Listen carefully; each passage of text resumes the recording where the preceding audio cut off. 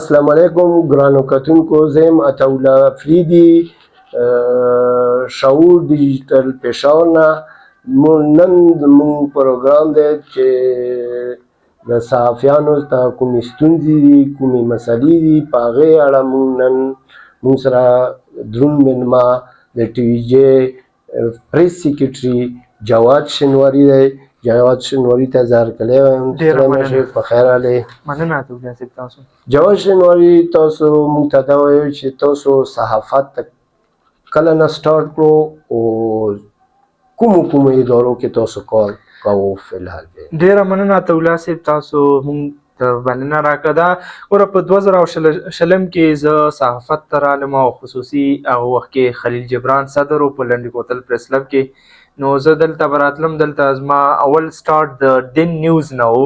هغه په بیا په 2022 کال کې دین میډیا مکمل بنده شوه. نو هغه نه بعد زه بیا هم نیوز ته لاړم چې د پاکستانیو په وتلو رسنیو کې راته هغه سره ما کار کولو تقریبا 2024 پورې. بیا په 2023 کې زه یو انټرنیشنل ادارې ځان سره وخیشتم چې د ایران انټرنیشنل په نوم هم یادېږي او د افغانستان دپاره کار کوي، افغانستان انټرنیشنل لا. نو تقریبا 2023 نه تر اوسه پورې زه افغانستان انټرنیشنل سره زه کرسپونډنټ پېښور کار کوم او مختلفو موضوعاتو باندې چې په پېښور په قبایلي سیمو کې په خیبر پښتونخوا او په پولو باندې کوم وضعیت دی په دې باندې کار کوم. ډېر ښه. دا راته وایه جواد شینواري چې تاسو ته غټې ستونزې کمې دي په صحافت په حوالې سره.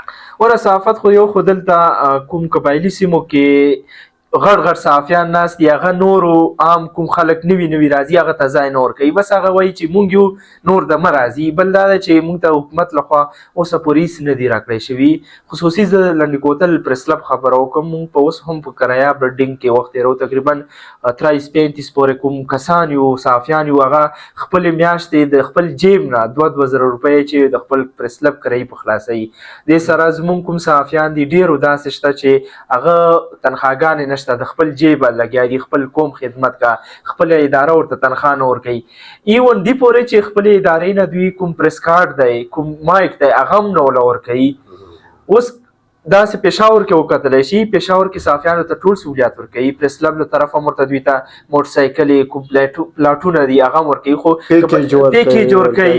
دلته په لنډي کوتل کې دا نشته یا قبایلي سیمو کې دا نشته، دا یو شی هم نه ورکوي. بل دا چې دلته کوم صحافیان دي دوی هغه ته وایي خپلې ادارې ته وایي چې زموږ له تنخوا راکړه، ایون خپلې ادارې یې پرېږدي، ورته وایي چې تاسو موږ سره کار نه شوی کولی، ځکه چې دلته نور هغه صحافیان تیار ناست دي چې هغه فری وله کار کوي.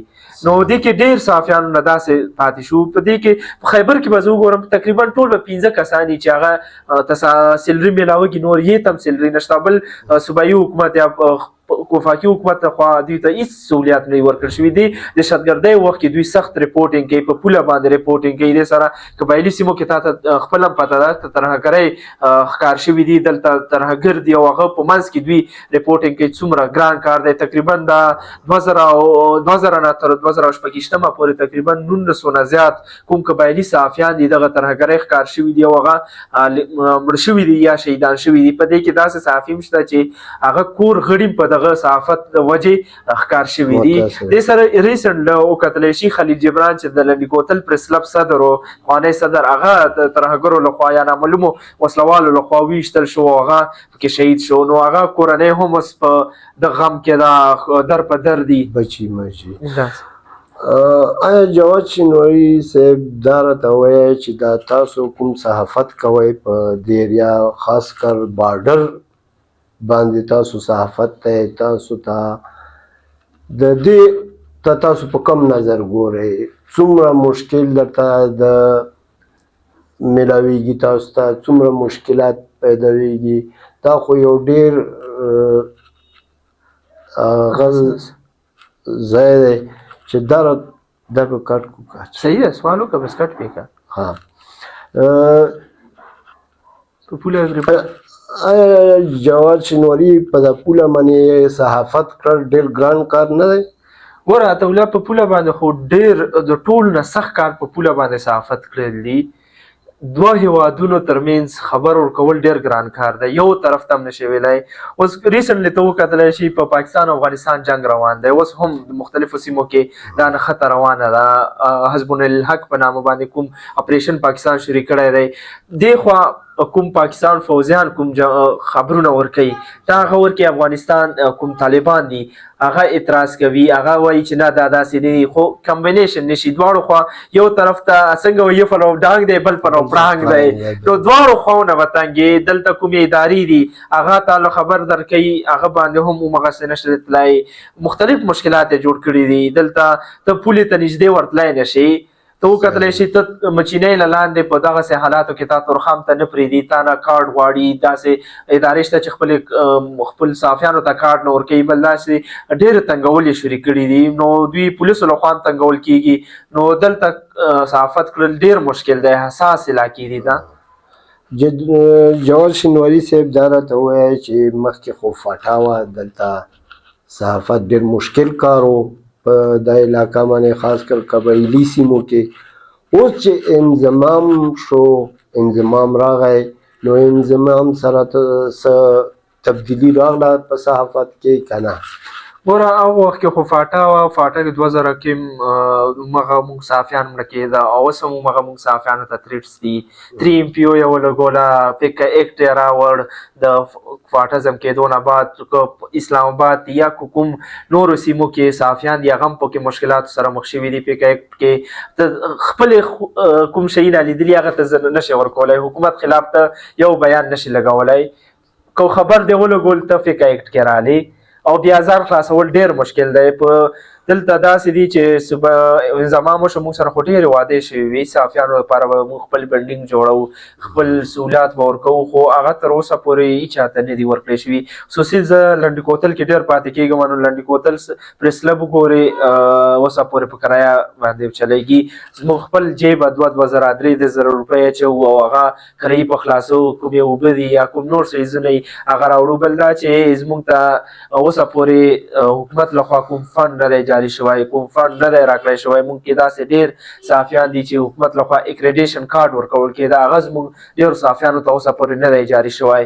بل اکریډیشن کارډ ورکول کېږي خو کوم فنډونه په دې باندې دي هغه تر اوسه پورې یې صحافي ته دلته موږ ته نه دی میلاو شوي. که هغه کې میډیکل فنډ دی یا ایجوکیشن دی یا نور کوم ټریولنګ فنډ دی هغه تر اوسه پورې موږ ته نه میلاو شوي. نو زموږ هم او کوم سینیر صحافیان دي هغه هم د حکومت او هم دغه ادارو څخه غوښتنه کوي چې کوم حق موږ کوي موږ ته راکړی شي. جواد شینواري صاحب دا راته ووایه چې په لنډي کوتل کې خو اوس موجوده 2 پریس کلبه دي. آیا دا د څه خبرې ښکار شول چې دا یو هلته جوړ شو یو دلته جوړ شو؟ څه اختلاف څه داسې غټ اختلافات وو چې دا شی په منځ نیم شو او بې اتفاقۍ ماحول پیدا شو؟ ګوره دا خو داسې ده چې 2 پریس کلبونه جوړ شو. هغه ټایم کې په لنډي کوتل کوم زوړ پریس کلب دی تورخام روډ باندې هلته الیکشن کېده او دواړو ګروپونو ترمنځ دې باندې اختلافات راغله چې یو یې په یکې سرکاري استادان دي هغه په هر ځایو کې هم کار کولی شي نورو علاقو کې هم لګیا دي او بل وی چې نه دا به په دې کې کار نه کوي موږ سره به همدا سرکاري استاد دي الیکشن کې به حصه نه اخلي. په دې کې 2 ډلې جوړې شوې. یو اوس هماغه سرکاري استادان موږ سره په خپل زاړه پریس کلب کې ناست دي او نیم کوم لاړه هغه په بل پریس کلب یې جوړ کړ. نو هغه اوس هم همدا یي چې په مختلفو ځایونو کې دوی درخواستونه ورکړي دي او همدغه غوښتنه کوي چې کوم سرکاري استادان دي هغه درکړی شي. بل دا چې کوم موږ سره زاړه پریس کلب په زه دا ویل چې موږ کوم زاړه پریس کلب ملګري دي یا کوم درخواستونه ورکوي هغه هم دا ورته وایي چې تاسو سرکاري ممبران درې کوئ یا کوم استادان دی هغه درې کوئ نو تاسو سره خو پنشنیر هم شته دی بیا هغه هم همدې کې الاؤډ لري چې هغه صحافت وکړي. کل وختي صحافي بیا په خیبر کې صرف یو یا 2 پاتې کېږي. که په صحافت باندې شي په یو یا 2 اصولو باندې نو صرف 2 یا 3 صحافیان به پاتې کېږي نور نه کېږي.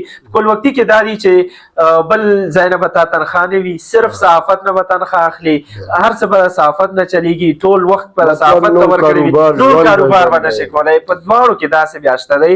په موږ سره کوم سرکاري استادان دي دا به بیا ختموي که دوی همدغه باندې صحافت باندې اصولو باندې دي بیا یا به کوم پنشن یاردي هغه به ختمه یا په داسې هم شته چې ډېرو کې دوکانونه دي سرکاري وستا نور سرکاري نوکریو باندې هغه به بیا ختمیږي صرف کل وقتي صحافي به بیا پاتې کیږي خو دوی اوسه پورې دغه ته سوچ نه دی کړی او بس خپل منماني شروع کړې ده او وایي چې نه موږ بس څه کوو خپل ځان دپارې کوو په دې کې نه جرګه غواړي جرګه ورولې کې جرګه کې وایي چې دا خو سرکاري هغه دی سرکاري کار دی سرکاري په توګه باندې به شي خو بل وکتلی شي هغه کې ډېر داسې خلک دي چې کومې سرکاري خپلې جرګې وي په عدالتونو کې کیسونه و هغې راوخیسته او خپل علاقې مشرانو ته یې کېښوده خو دا فیصله مسله ده دا سرکار باندې ورچوي چې دا به سرکار کوي ځکه چې دوی پکې که یه ته ووایي چې ته موږ سره نه یې نو هغه وایي چې ما نه خفه نه شي نو دوی سرکار ته پرېښې ده ها اخري سوال به زه دا وکړم چې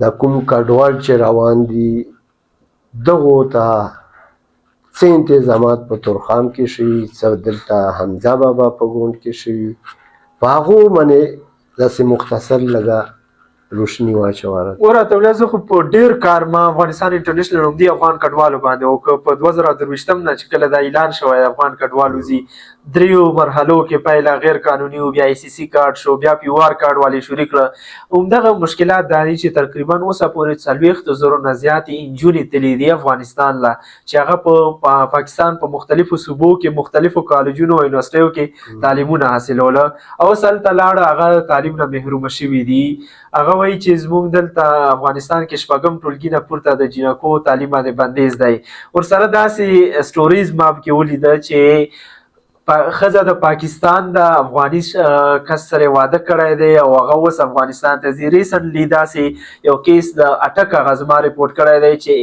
اټک یو جلی وه او پښتو یې نه وه زه پنجابۍ کې خبرې کولې لو میرج یې کړه افغاني سره او هغه د تورخان د لارې افغانستان ته لاړه هغه سره ما خبرې کولې هغه په سترګو کې ایښې وې ویې خو اوس یو داسې هم نشم کولی مور پلار کوم ورور خویندې دي هغه مې په پاکستان کې پاتې شوې او زه ځم هغه کله ګاډی روانېده هغه شاته لنډي کوتل سایډ ته کاته چې زما نه دا ځمکې پاتې شوې زه یو بل هېواد ته روانېږم نو دا ډېر سخت حالات وي هغه وایي چې که مور پلار پرېږدم خاوند مې پاتې کېږي که خاوند پرېږدم مور پلار سره دا هم ډېر مشکل دی اوس دلته دوی ما کله وزیر اعلی نه پوښتنه وکړه چې تاسو الیمین ګنډاپور اعلان کړی او بیا تاسو هم اعلان وکړه چې د افغان کډوال موږ پښتونخوا نه نه وکاږو اوسه پورې زیات ټول پښتونخوا نه ځي نو تا کله اعلان وکړه چې کوم افغان کډوال دي پښتونخوا نه به نه وځي هماغه ورځ پولیسو کاروایي وکړه دی ماته ځواب کې وایي چې دا د وفاقي حکومت سره دی په دې کې موږ کار نشو لرلی